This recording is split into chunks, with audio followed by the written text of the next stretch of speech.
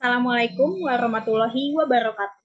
Selamat pagi, selamat siang, dan selamat malam untuk teman-teman dan Mbak Kinkin Subarsa Putri selaku dosen pembimbing mata kuliah MPK Kuantitatif. Di kesempatan kali ini, saya akan mempresentasikan mengenai mini skripsi yang telah saya buat.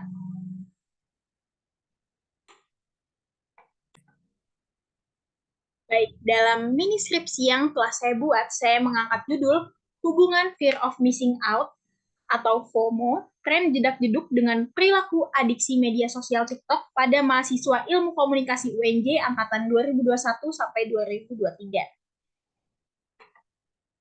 Selanjutnya kita akan membahas mengenai bab 1, yakni pendahuluan. Di dalam pendahuluan sendiri terdapat latar belakang, rumusan masalah, tujuan penelitian, dan manfaat penelitian. Dimulai dari latar belakang. Latar belakang saya memilih latar belakang mengapa saya memilih judul tersebut, yakni terjadinya perkembangan teknologi saat ini tentunya tidak akan lepas dari fenomena globalisasi. Fenomena tersebut telah membawa kehidupan manusia yang sebelumnya hanya bergantung pada media konvensional, kemudian beralih pada media digital. Terlebih setelah hampir 3 tahun pandemi COVID-19 terjadi, sehingga aktivitas mereka lebih banyak dilakukan di rumah dan internet sangat dibutuhkan saat itu. Keberadaan internet tersebut yang tentu membuat kehidupan manusia menjadi lebih mudah dan praktis dalam mengakses berbagai informasi dari seluruh belahan dunia. Adapun perolehan data di Indonesia dari We Are Social, jumlah pengguna internet per Januari 2023 mencapai 212,9 juta orang. Besarnya angka tersebut merupakan 77% dari jumlah keseluruhan penduduk dan menunjukkan adanya kenaikan dari Januari 2022 yang besarnya 205 juta jiwa. Berdasarkan data dari hasil survei lainnya yang dilakukan oleh Asosiasi Penyelenggara Jasa Internet Indonesia atau APJII, ditemukan bahwa pada periode 2022 sampai 2023, jumlah pengguna internet di Indonesia mencapai 215,63 juta jiwa. Jumlah ini terindikasi mengalami peningkatan sebesar 2,6% daripada periode sebelumnya, yakni 210,3 juta jiwa. Tidak hanya itu, jika diperinci, Provinsi DKI Jakarta menempati urutan kedua setelah Provinsi Banten dengan pengguna internet tertinggi, yakni 86,96%. Data yang sedemikian besar tentunya merupakan hasil kontribusi dari kehadiran berbagai media sosial, seperti sebagai bagian dari jejaring internet. Melalui media sosial, seseorang dapat berhubungan dan berkomunikasi dengan orang lain dalam lingkup ruang yang tak terbatas.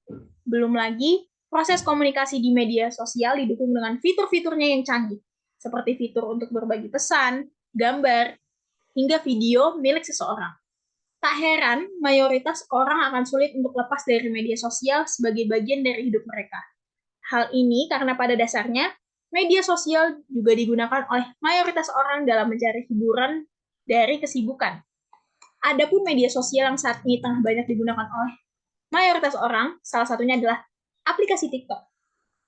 Berdasarkan data hasil riset Statista per Juli 2023 terhadap pengguna TikTok global, Indonesia menempati posisi kedua dengan jumlah pengguna TikTok sebanyak 112 juta akun. Posisi ini setelah Amerika Serikat di peringkat 1 yang jumlah penggunanya mencapai 122 juta akun. Berikut merupakan grafik dari pengguna TikTok dunia di tahun 2023. Dalam pengertiannya juga, TikTok merupakan aplikasi yang berfokus pada bentuk video pendek dengan durasi 15-60 detik dan diikuti fitur musik sebagai pendukung agar menarik bagi para pengguna. Dengan demikian, para pengguna dapat membagikan konten dalam bentuk video seperti konten informatif, komedi, bernyanyi, menari, dan berbagai konten kreatif lainnya. Selain itu, konten-konten tersebut juga dapat disukai dan dikomentari secara bebas oleh para pengguna. Pembubuhan hashtag seperti hashtag FYP juga banyak digunakan di aplikasi tersebut. Kemampuan dan fitur tersebut membuat TikTok disukai oleh berbagai kalangan, tak terkecuali mahasiswa. Terlebih saat ini konten menari atau dance sedang ramai di kalangan pengguna, dan tak jarang membuat mahasiswa juga tertarik untuk mencobanya. Tak terhalang oleh ruang dan waktu, mahasiswa sebagai pengguna terdorong untuk terus membuat video dan membagikannya ke masyarakat luas. Media sosial seperti TikTok yang digunakan secara berlebihan pada akhirnya menciptakan fenomena yang kerap dialami oleh kebanyakan orang saat ini, yakni fear of missing out atau FOMO. Fenomena ini awalnya berawal dari rasa cemas dan gelisah akibat tidak terpenuhinya keinginan seseorang atas sesuatu, seperti merasa ketertinggalan informasi hingga gaya hidup atau tren terkini yang sedang hangat terjadi. Belum lagi kehadiran TikTok yang membuat segala hal dapat dikemas menjadi konten dan menciptakan viralitas dengan mudah cukup membuat ketakutan kehilangan momen itu semakin menjadi-jadi. Seperti halnya, salah satu konten yang termasuk kategori tren di TikTok adalah konten dance jedak-jeduk atau jedak-jeduk itu sendiri. Dilansir dari kompasiana.com, jedak-jeduk atau JJ merupakan konten video yang diiringi dengan instrumen dentuman musik remix. Berdasarkan pencarian di aplikasi TikTok, video jedak-jeduk yang disertai dengan tagar hashtag JJ atau hashtag jedak-jeduk ditemukan bahwa jumlahnya telah mencapai ribuan video.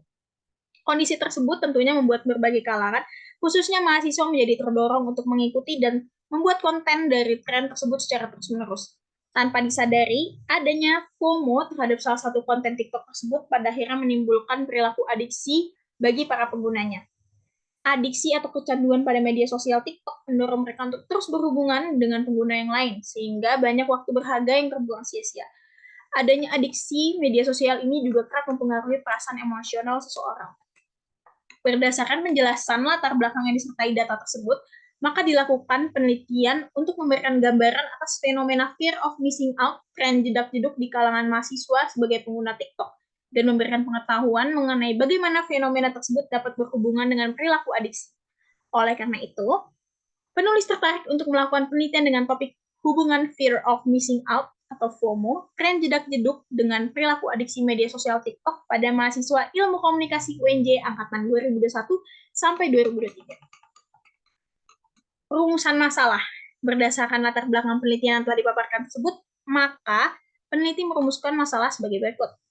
Bagaimana hubungan antara fear of missing out atau FOMO, tren jedak-jeduk dengan kecenderungan perilaku adiksi media sosial TikTok pada mahasiswa Ilmu Komunikasi UNJ angkatan 2021 sampai 2023, dan bagaimana tingkatan fear of missing out, tren jedak-jeduk dengan kecenderungan perilaku adiksi terhadap aplikasi TikTok pada mahasiswa Ilmu Komunikasi UNJ angkatan 2021 sampai 2023. Kemudian, pada tujuan penelitian, sejalan dengan rumusan masalah yang telah dibuat, maka peneliti bermaksud untuk menemukan, yang pertama, gambaran mengenai hubungan antara fear of missing out dengan kecenderungan perilaku adiksi terhadap aplikasi TikTok pada mahasiswa Ilmu Komunikasi UNJ angkatan 2021 sampai 2023, pengaruh fear of missing out dengan tingkat kecenderungan perilaku adiksi media sosial TikTok pada mahasiswa Ilmu Komunikasi UNJ angkatan 2021 sampai 2023. Adapun manfaat penelitian ini adalah terdiri dari manfaat teoritis. Yang pertama, manfaat teoritis ini, ilmu yang dihasilkan dari penelitian ini nantinya dapat berguna untuk memperluas pengetahuan serta wawasan mengenai informasi baru terkait bidang ilmu komunikasi. Pengetahuan tersebut khususnya pada hal yang berhubungan dengan fenomena fear of missing out dan bentuk perilaku adiksi media sosial sebagai implikasinya. Dan yang kedua, manfaat praktisnya adalah peneliti berharap hasil dari penelitian ini secara praktis dapat dimanfaatkan oleh mahasiswa yang memiliki ketertarikan dan keinginan untuk memperdalam bidang ilmu komunikasi. Selain itu, penelitian ini dapat membantu mahasiswa untuk mengetahui dan memahami lebih mendalam terkait topik fear of missing out, FOMO, tren jedak-jeduk yang dapat berhubungan dengan kecanduan atau adiksi pada media sosial TikTok. Hal ini mengingat teknologi yang mengalami perkembangan begitu cepat dan berdampak pula pada arus informasi di seluruh dunia. Baik, itu merupakan isi dari bab 1. Kemudian kita masuk ke bab 2, yaitu landasan teori. Konsep. Di sini peneliti menggunakan psikologi komunikasi yang memayungi penelitian ini.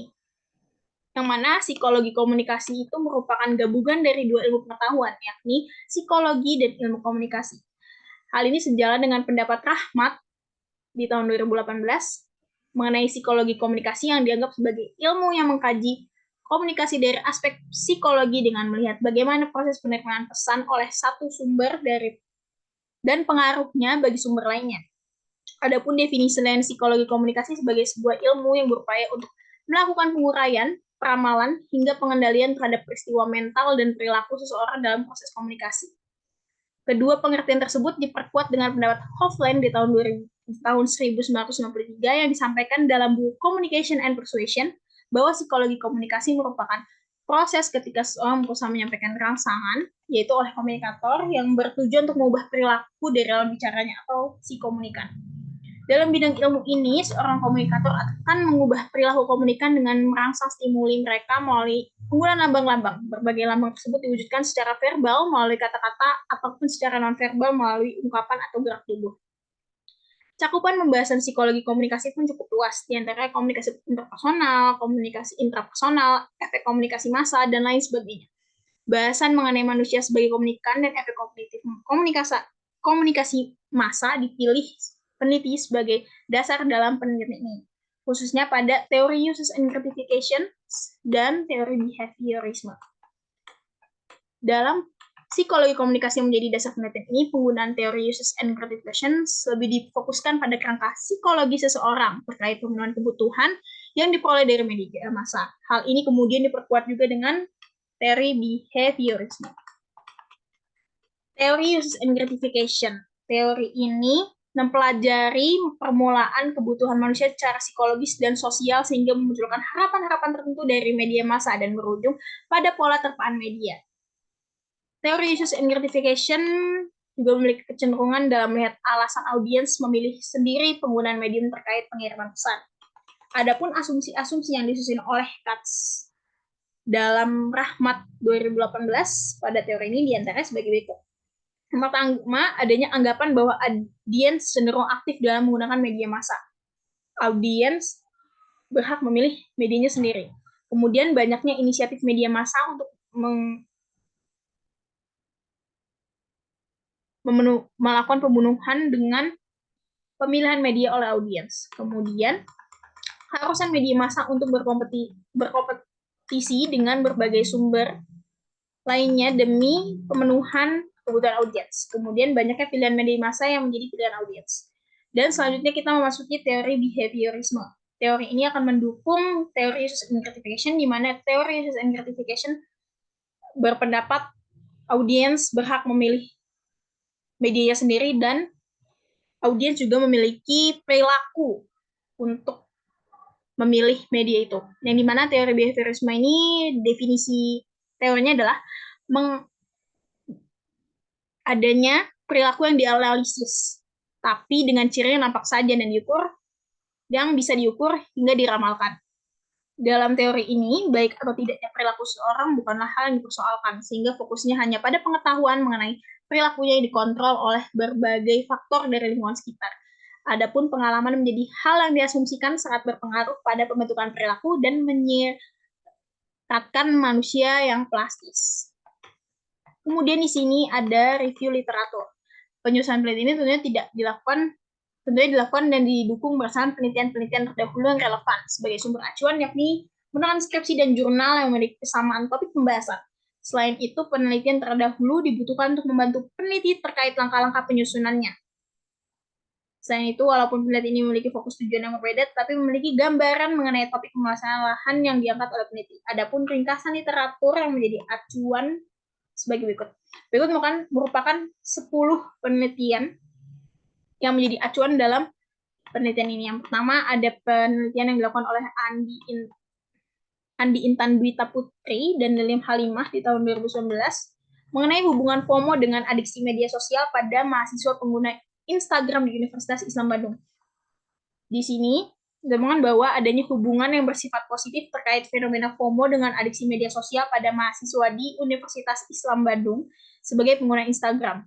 Hal ini ditunjukkan dengan nilai N, R sama dengan 0,425 dan P sama dengan 0,000 kurang dari 0,01, yang berarti peningkatan FOMO yang semakin tinggi akan membuat peningkatan pada adiksi terhadap media sosial Instagram terjadi. Adiksi ini cenderung lebih dialami oleh mahasiswa dengan kategori remaja tingkat akhir sebagai pengguna. Dan adapun penelitian-penelitian lainnya mengenai FOMO dan kecanduan.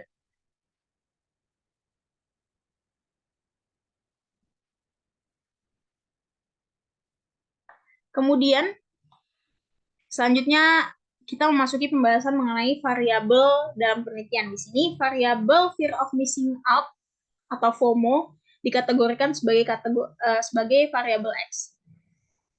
Pada dasarnya, penelitian empiris mengenai fenomena fear of missing out atau FOMO dipelopori oleh peneliti psikologi yang dilakukan dalam konteks media sosial. Adapun fear missing out didefinisikan sebagai perasaan takut seseorang ketika dirinya tidak memperoleh pengalaman berharga yang lebih baik dari orang lain, dan dicirikan dengan adanya keinginan untuk terus terhubung pada segala hal yang dilakukan oleh orang lain di dunia maya atau media sosial. Sejalan dengan definisi tersebut, ada pula peneliti yakni Mazum dan Atalay di tahun 2022 mengungkapkan bahwa fear of missing out merupakan perasaan cemas hingga mudah tersinggung yang dirasakan oleh suatu individu ketika ia melewatkan peluang yang memuaskan. Kemudian, definisi lainnya disampaikan oleh Seth di tahun 2020 bahwa fear of missing out atau FOMO berkaitan pada kebutuhan demi melakukan interaksi dengan orang lain, serta individu tetap terhubung bersama dengan aktivitas mereka. Pengertian ini lebih menonjolkan mengenai adanya konsep yang semakin dikaitkan dengan penggunaan media sosial secara online, seperti Facebook, Instagram, dan media sosial lainnya. Kemudian menurut Zhang, di tahun 2020, FOMO adalah bagian dari respons emosional seseorang karena kehilangan pengalaman yang berhubungan dengan dirinya atau publik. Perasaan akan kehilangan sesuatu membuat seseorang merasa tertinggal, baik secara pribadi maupun sosialnya dilibatkan pada FOMO ini. Terdapat definisi yang lebih sederhana dari fear of missing out, yakni perasaan takut individu atas ketertinggalan pengalaman menarik dan dianggap tidak up-to-date terhadap segala hal. Hal ini tidak lepas dengan peran media sosial sebagai kehidupan dunia maya bagi seseorang. Nah, berdasarkan pengertian yang diperoleh dari penelitian terdahulu dan para ahli, maka dapat dikatakan bahwa fear of missing out atau FOMO adalah perasaan cemas dan takut yang dirasakan oleh individu karena ada rasa tertinggal sehingga menganggap pengalaman orang lain lebih baik daripada dirinya, yang disertai dengan dorongan untuk tetap terhubung dengan sekitarnya. Tidak hanya itu, fear of missing out berhubungan pula pada tingkat kepuasan diri seseorang yang dipengaruhi dari aktivitas di media sosial. Tak heran hal ini kerap kali menimbulkan stres bagi seseorang yang terus-menerus membandingkan segala sesuatunya dengan orang lain. Selanjutnya, kita masuki aspek-aspek dari fear of missing out. Berdasarkan penelitian yang dilakukan oleh Przybylski di tahun 2013, terdapat berbagai aspek dari fear of missing out sebagai turunan dari teori determinasi diri pada bidang psikologi. Aspek-aspek tersebut akan dijelaskan dalam poin-poin di bawah ini. Yang pertama, kebutuhan psikologis terkait relatedness tidak terpenuhi, yang mana aspek mengenai relatedness ini berkaitan dengan adanya keterkaitan dan keterhubungan individu dengan orang lain. Dengan kata lain, seseorang memiliki kebutuhan untuk terus merasa terhubung dan tergabung bersama dengan satu kelompok atau orang lain. Apabila kebutuhan ini belum dapat terpenuhi, memungkinkan akan timbul perasaan khawatir dan cemas dalam diri seseorang. Keadaan ini akan membuat mereka terdorong untuk mengikuti apa yang orang lain lakukan di media sosial. Kemudian, dari Przybylski, ada pula aspek poin mengenai diri sendiri atau self yang mana tidak terpenuhi. Dalam penjelasannya berhubungan dengan unsur kompetens dan autonomi. Adapun kompetens dikatakan sebagai perasaan puas pada diri individu ketika beranggapan bahwa mereka mampu untuk berinteraksi secara efektif dalam konteks penting kehidupannya. Di samping itu, autonomi merupakan bentuk kebutuhan untuk merasakan dan mengatur sendiri pengalaman maupun tindakan dari suatu individu. Ya, itu dari Przybylski. Dan kemudian, adapun penelitian milik Seth yang di tahun 2020 telah melengkapi aspek-aspek penelitian Przybylski dengan berfokus pada aspek-aspek online pada fear of missing out. Dan ini akan digunakan saya sebagai peneliti di penelitian ini. Adapun penjelasannya, yang pertama ada need to belong. Aspek ini mengacu pada kebutuhan untuk diterima menjadi bagian dari suatu kelompok yang pemenuhannya dilakukan oleh orang lain atau orang-orang sekitar sebagai pengguna media sosial. Kebutuhan tersebut dapat merefleksikan secara signifikan dan stabil mengenai perilaku untuk melakukan pembentukan dan pemeliharaan hubungan pribadi suatu individu. Kemudian ada aspek need popularity. Aspek need popularity diartikan sebagai kebutuhan seseorang akan persetujuan atau validasi dari orang lain untuk menjaga masalah harga diri yang rendah akibat dari ditimbulkannya rasa ketakutan tertinggal atas suatu hal. Hal ini mengingat bahwa seseorang akan terus menggunakan media sosial demi kepopuleran diri. Yang ketiga ada anxiety. Aspek anxiety pada dasarnya merupakan situasi yang menunjukkan emosi negatif seseorang dalam wujud perasaan takut dan stres saat mereka tidak mengakses serta merasa terhubung di media sosial. Aspek ini dapat dikatakan sebagai awal dari terjadinya ketergantungan pada diri individu. Dan ini adalah yang keempat, aspek yang telah disinggung pada aspek sebelumnya, yakni addiction. Aspek addiction menunjukkan terganggunya fungsional seseorang individu akibat pencurahan waktu berlebih pada penggunaan media sosial. Kemudian sampailah kita pada variabel perilaku adiksi media sosial, yakni sebagai variabel Y atau variabel dependent. Pada dasarnya, perilaku adiksi atau kecanduan merupakan perilaku yang menunjukkan adanya rasa ketagihan pada diri seseorang terhadap suatu hal. Pembahasan perilaku adiksi saat ini tidak hanya terbatas mengenai obat-obatan terlarang saja, tetapi berkaitan pula dengan internet. Kecanduan internet pada akhirnya pun menurunkan perilaku kecanduan media sosial. Menurut Sun and Zheng di tahun 2021,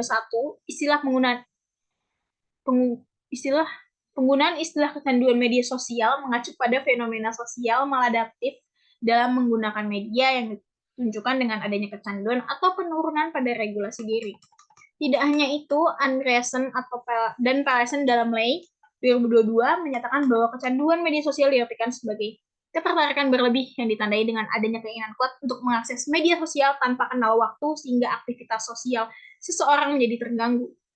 Adapun menurut ahli lainnya, kecanduan media sosial merupakan perilaku kompulsif dan ditimbulkan dari permasalahan terkait penggunaan media sosial. Bentuk kecanduan media sosial ini ditandai dengan kegelisahan ketika seseorang terus-menerus memiliki dorongan yang untuk melakukan pengecekan terhadap media sosial serta tidak berhenti melakukan pemantauan terhadap berbagai aktivitas orang lain di media sosial. Dari definisi-definisi tersebut, maka dapat dikatakan bahwa kecanduan media sosial merupakan perilaku individu yang secara berlebihan dalam menggunakan media sosial, sehingga memberikan pengaruh buruk pada aktivitas sehari-hari dan diri individu itu sendiri. Kecanduan ini tentunya dipengaruhi oleh intensitas penggunaan media sosial masing-masing individu. Selanjutnya, adapun aspek-aspek perilaku adiksi media sosial yang dalam penelitian ini menggunakan skala pengukuran dari Almenayes di tahun 2015, yang merupakan adaptasi dari penelitian terdahulu milik yang di tahun 1996. Adapun aspek-aspeknya dalam poin-poin berikut, yakni yang pertama ada social consequences. Aspek konsekuensi sosial atau social consequences ini didefinisikan sebagai refleksi dari hasil menggunakan media sosial sehingga menimbulkan pengaruh terhadap aktivitas individu dalam kesehariannya. Salah satu contohnya adalah adanya pengabaian terhadap orang lain. Kemudian, time displacement. Aspek pengalihan waktu atau time displacement ini menunjukkan pada jumlah waktu yang dialihkan oleh suatu individu dalam menggunakan media sosial, seperti melakukan pengaksesan media sosial secara berlebihan, sehingga waktu yang digunakan untuk memainkan media sosial pun mengalami peningkatan. Dan yang terakhir adalah compulsive feeling. Aspek perasaan kompulsif atau compulsive feelings merupakan perasaan yang merujuk pada perasaan yang dirasakan oleh pengguna yang mengakses media sosial. Contohnya adalah ketika seseorang terdorong untuk terus akses media sosial tanpa adanya kepentingan yang pasti. Dan ada pun model penelitian di sini, terdapat variable X yakni fear of missing out atau FOMO, dan bagaimana hubungannya dengan perilaku adiksi sebagai variabel Y. Selanjutnya, hipotesis teori. Dalam pengertiannya, hipotesis merupakan praduga atau dugaan awal atas sebuah variabel yang nantinya berguna untuk menetapkan keputusan terhadap suatu permasalahan. Menurut Malhotra di tahun 2017. Adapun peneliti merumuskan hipotesis teori sebagai berikut. Adapun hipotesis di sini ada HO atau hipotesis nol, yakni tidak terdapat hubungan antara fear of missing out (FOMO), tren jedak-jeduk dengan perilaku adiksi media sosial TikTok pada mahasiswa Ilmu Komunikasi UNJ angkatan 2021 sampai 2023. Dan yang kedua ada HA atau hipotesis alternatif, yakni terdapat hubungan fear of missing out atau FOMO tren jedak-jeduk dengan perilaku adiksi media sosial TikTok pada mahasiswa Ilmu Komunikasi UNJ angkatan 2021 sampai 2023. Kemudian selanjutnya kita akan memasuki bab ketiga dari penelitian ini, yakni di pertama ada paradigma penelitian. Paradigma pada dasarnya diartikan sebagai model fundamental atau kerangka yang akan menjadi acuan dan dapat digunakan untuk mengatur observasi serta penalaran seseorang. Paradigma ini kemudian akan mendasari penjelasan dan teori-teori dalam sebuah penelitian. Menurut Neumann tahun 2014, terdapat 3 jenis pendekatan dalam paradigma penelitian, yaitu paradigma positivis, interpretif, dan kritis. Dalam penelitian ini, paradigma yang digunakan adalah paradigma positivis. Hal ini karena paradigma positivis bersifat objektif dengan pengukurannya dilakukan dari berbagai gejala yang terlihat, dan hanya terdapat satu kebenaran atau realitas yang dipelajari berdasarkan teori tertentu. Melalui paradigma positivis ini, peneliti dapat menggali pengetahuan, mengkaji, hingga melakukan pengujian terhadapnya. Kemudian, pendekatan penelitian. Dalam sebuah penelitian tentu terdapat pilihan terkait pendekatan yang akan digunakan, seperti pendekatan kuantitatif, pendekatan kualitatif, dan pendekatan campuran. Pendekatan kuantitatif merupakan jenis pendekatan yang dipilih peneliti untuk digunakan dalam mendapatkan data. Adapun pendekatan kuantitatif digunakan untuk mengumpulkan atau menjumlahkan data yang diperoleh sebagai proses dari pembelian nilai atau angka kuantifikasi terhadap kualitas dari suatu hal. Selanjutnya, kita masuki metode penelitian. Dengan menetapkan pilihan pada pendekatan kuantitatif, penelitian ini tentunya perlu menyusun desain penelitian yang akan digunakan. Sejalan dengan buku yang ditulis oleh Creswell di tahun 2018, desain penelitian dalam pendekatan kuantitatif terdiri atas desain survei dan desain eksperimental.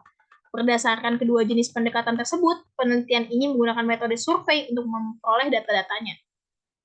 Metode survei ini memiliki kegunaan untuk membantu peneliti dalam menemukan jawaban atas beberapa jenis pertanyaan, yakni yang pertama pertanyaan deskriptif, yang kedua pertanyaan tentang hubungan antara dua variabel atau lebih, dan yang ketiga pertanyaan tentang hubungan yang dapat diprediksi antara dua atau lebih variabel dalam rentang waktu tertentu, jika sebuah survei diulangi kembali.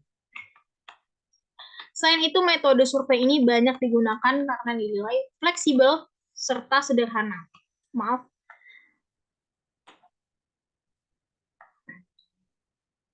Dan cukup cepat dalam proses pengumpulan datanya.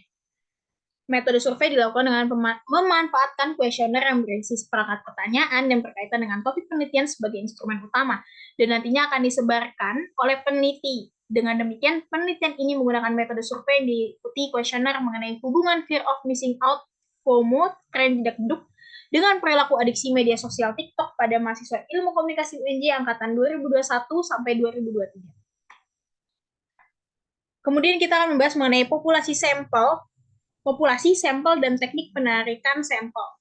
Yang pertama, populasi.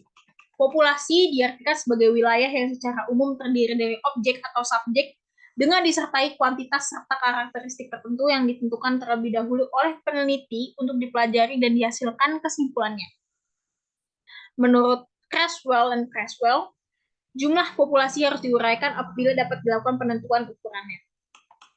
Populasi yang digunakan dalam penelitian ini adalah mahasiswa aktif Ilmu Komunikasi UNJ angkatan 2021 sampai 2023 berjumlah sebanyak 303 orang dengan rentang usia 17 sampai 25 tahun. Secara terperinci, mahasiswa angkatan 2021 sebanyak 124 orang, mahasiswa 2022 sebanyak 134 orang, dan mahasiswa angkatan 2023 sebanyak 75 orang. Sampel. Di sini, sampel yang diambil oleh peneliti berjumlah 77 orang mahasiswa Ilmu Komunikasi UNJ angkatan 2021 sampai 2023 yang diperoleh dari rumus Lovin. Dan selanjutnya, teknik penarikan sampel yang dipilih oleh peneliti adalah teknik sampling probabilitas dengan jenis sampling berstrata atau stratified sampling. Teknik tersebut digunakan mengingat seluruh populasi yang diteliti memiliki kemungkinan untuk terpilih menjadi sampel, sedangkan jenis sampling berstrata dilakukan karena adanya penyekatan menjadi beberapa kelompok pada populasi. Penyekatan tersebut terlihat pada populasi yang diambil oleh peneliti, yakni mahasiswa ilmu komunikasi UNJ dengan rentang angkatan 2021 sampai 2023. Ukuran sampel. Setelah tadi dijelaskan pada sampel, setelah dimention di sampel, akhirnya pada pengukuran sampel ini, peneliti mengacu pada rumus Slovin yang disampaikan oleh Sugiono di tahun 2012, yakni sebagai berikut. Rumusnya adalah N sama dengan N besar dibagi dengan 1 ditambah N besar dikalikan dengan nilai margin error atau E kuadrat. Dan di sini peneliti melakukan kalkulasi dan menghasilkan jumlah sampel sebanyak 77 orang. Dan di sini juga peneliti menggunakan skala interval yang berhubungan dengan ukuran sampel. Nilainya menggunakan rentang 1 sampai 4. Rentang nilai tersebut masing-masing memiliki deskripsi, diantaranya 1 sangat tidak setuju, 2 tidak setuju, 3 setuju, dan 4 sangat setuju. Kemudian ada hipotesis riset. Hipotesis riset secara kuantitatif merupakan dugaan yang ditetapkan oleh peneliti dan dijadikan harapan atas hubungan di antara variabel-variabel yang digunakan dalam penelitian. Hipotesis ini dijadikan sebagai perkiraan besarnya nilai populasi yang didasarkan pada data dari sampel. Adapun hipotesis yang ditetapkan pada penelitian ini adalah variabel fear of missing out sebagai variabel X berhubungan positif dengan variabel perilaku adiksi sebagai adiksi media sosial sebagai variabel Y. Kemudian hipotesis statistik. Hipotesis statistik didefinisikan oleh Samosir sebagai anggapan mengenai parameter populasi yang masih memiliki kemungkinan atas benar atau tidaknya, yang bertujuan untuk menguji secara statistik. Kemudian perumusan hipotesis ini dengan harapan adanya penolakan pada hipotesis nol, HO, dan penerimaan pada hipotesis alternatif atau HA. Berdasarkan penjelasan tersebut, maka hipotesis statistik yang dirancang oleh peneliti adalah H0, yakni tidak terdapat hubungan antara fear of missing out FOMO tren jedak jeduk dengan perilaku adiksi media sosial TikTok pada mahasiswa ilmu komunikasi UNJ angkatan 2021 sampai 2023. Dan yang kedua ada HA atau hipotesis alternatif, yakni terdapat hubungan fear of missing out atau FOMO tren jedak jeduk dengan perilaku adiksi media sosial TikTok pada mahasiswa ilmu komunikasi UNJ angkatan 2021 sampai 2023. Kemudian terdapat metode pengumpulan data. Metode pengumpulan data yang dilakukan oleh peneliti adalah menggunakan kuesioner sebagai sumber data primer. Adapun menurut Baby di tahun 2014, kuesioner terbagi atas dua jenis, yaitu open-ended question dan closed-ended question. Penelitian ini menggunakan closed-ended question karena jawaban yang diberikan di responden bersifat seragam sehingga memudahkan peneliti dalam proses data yang nantinya akan dilanjutkan di IBM Statistik versi 26.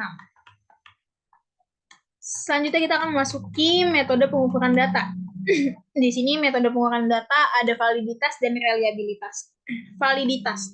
Validitas merupakan istilah yang merujuk pada penggambaran mengenai sejauh mana sebuah ukuran secara empiris secara akurat dapat merefleksikan makna sebenarnya dari konsep yang ingin diukur serta dipertimbangkan oleh peneliti. Adapun peneliti menguji dengan pendekatan validitas wajah atau face validity yang merupakan penentuan kualitas suatu indikator sehingga dapat tampak sebagai alat ukur yang sesuai terhadap variabel yang ingin diukur. Pengujian tersebut dilakukan setelah uji T dengan menggunakan rumus Pearson Product Moment pada IBM Statistik versi 26. Selanjutnya ada uji reliabilitas yang diartikan sebagai metode pengukuran kualitas data dengan indikasi bahwa data yang sama telah terkumpul nilainya konsisten setiap kali dilakukan observasi secara berulang terhadap suatu permasalahan atau fenomena. Suatu data dapat dikatakan reliable apabila syarat nilai uji statistik terpenuhi, yakni Cron-Batch alpha lebih dari 0,06. Adapun pengujian ini dilakukan dengan menggunakan IBM Statistik versi 26. Kemudian, memasuki metode analisis data. Pada metode analisis data, peneliti melakukannya setelah populasi dan sampel yang dibutuhkan sudah terkumpul. Sejalan dengan metode penelitian, maka peneliti melakukan analisis data kuantitatif yang merupakan representasi secara numerik atau berupa angka-angka secara observasi, yang dimanipulasi untuk menjelaskan fenomena yang direfleksikan oleh observasi tersebut secara deskriptif. Analisis ini terdiri dari dua jenis, yakni analisis data univariat dan analisis data bivariat. Nah, pada analisis data univariat, analisis yang dilakukan terhadap satu variabel dengan tujuan deskriptif merupakan definisinya. Contoh dari analisis ini diantaranya berupa distribusi frekuensi, rata-rata, dan ukuran penyebaran data. Dalam penelitian ini, analisis univariat digunakan untuk memberikan hasil distribusi atas pertanyaan terkait masing-masing variabel, yakni fear of missing out, FOMO, dengan perilaku adiksi media sosial. Melalui perhitungan rata-rata dari tiap pernyataan hingga indikator nantinya akan menghasilkan representasi analisis dalam bentuk tabel distribusi frekuensi. Kemudian ada analisis data bivariat. Analisis data bivariat merupakan analisis yang digunakan untuk mengetahui dan menentukan seberapa jauh hubungan secara empiris di antara kedua variabel secara simultan. Analisis ini pada dasarnya memanfaatkan perhitungan koefisien korelasi sederhana untuk menentukan hubungan antara fear of missing out, FOMO, dengan perilaku adiksi media sosial yang dilakukan setelah menguji normalitas pada data. Kemudian kita masuk ke keterbatasan dan kelemahan pada penelitian. Keterbatasan penelitian dalam hal ini, penelitian tentunya memiliki keterbatasan pada variabel fear of missing out yang hanya berfokus pada tren jedak-jeduk. Hal ini mengingat suatu tren dapat cepat berlalu dan rasa takut ketertinggalan yang dirasakan orang-orang tidak lagi begitu besar. Selain itu, adanya keterbatasan untuk menjangkau populasi yang khususnya pada mahasiswa ilmu komunikasi UNJ Angkatan 2023. Selanjutnya, kelemahan penelitian. Kelemahan penelitian ini terletak pada kurangnya pembahasan teoritis dalam buku mengenai fear of missing out. Hal ini karena FOMO merupakan bagian dari kajian ilmu psikologi. Tidak hanya itu, mahasiswa sebagai subjek yang dipilih peneliti membuat penelitian memiliki kemungkinan hasil yang masih belum dapat merepresentasikan masyarakat umum. Dan kita masuki definisi operasional. Definisi operasional merupakan memberikan penjelasan mengenai pengertian dari masing-masing variabel secara operasional yang didasarkan pada pengamatan karakteristik yang memiliki kemungkinan bahwa peneliti secara cermat dapat melakukan pengukuran terhadap suatu objek atau fenomena. Definisi operasional ini pada dasarnya memudahkan peneliti dalam menjelaskan tiap variabelnya. Sejalan dengan pendapat Kurniawan dan Puspitaningtyas 2016 bahwa seorang peneliti akan kesulitan untuk mengukur sebagai penentuan dari hubungan variabel-variabel dalam penelitiannya jika tidak menggunakan definisi operasional. Adapun dalam penelitian ini, definisi operasional tiap variabel yakni yang pertama variabel bebas atau variabel X, yang mana variabel bebas ini adalah variabel yang akan mempengaruhi variabel terikat atau variabel Y. Variabel bebas dalam penelitian ini adalah fear of missing out atau FOMO. Yang kedua ada variabel terikat atau variabel Y adalah variabel yang dipengaruhi oleh variabel bebas atau variabel fear of missing out dalam penelitian ini. Yang mana variabel bebas di penelitian ini adalah perilaku adiksi media sosial. Dan selanjutnya ada operasionalisasi konsep yang diwujudkan dalam bentuk tabel merupakan turunan dari kajian teoritis tiap-tiap variabel. Berikut merupakan tabel operasionalisasi konsep dari penelitian ini.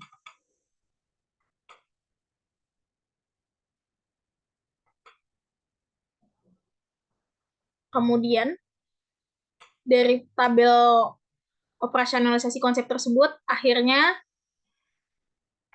diturunkan menjadi kuesioner, yang mana ini merupakan lampiran kuesioner yang saya buat untuk meneliti sesuai dengan topik yang saya angkat. Berikut merupakan butir-butir pertanyaan di sini, yang mana setiap dimensi memiliki 4 pernyataan.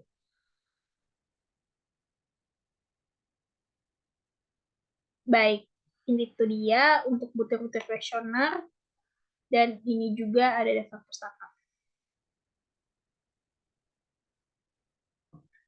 Baik, sekian presentasi mengenai mini skripsi yang telah saya buat yang judulnya adalah Hubungan Fear of Missing Out FOMO, Tren Jedak-Jeduk dengan Perilaku Adiksi Media Sosial TikTok pada Mahasiswa Ilmu Komunikasi UNJ, Angkatan 2021 sampai 2023. Apabila ada kesalahan dalam penyampaian atau ketidakjelasan dalam penyampaian, saya memohon maaf sebesar-besarnya.